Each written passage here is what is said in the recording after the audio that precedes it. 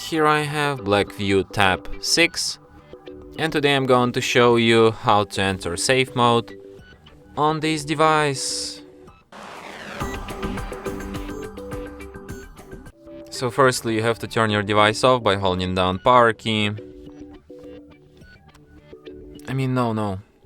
Firstly you have to hold down power key, and when you see this turn off menu, what you have to do is to hold down your finger on power off, and then it suggests you to reboot to safe mode. You just tap OK and device will be restarted in a safe mode.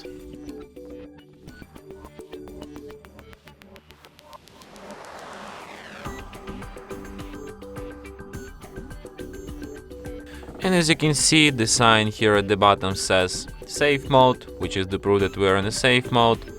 So if you want to quit safe mode, what you have to do is to just restart your device and it will be restarted in a normal mode.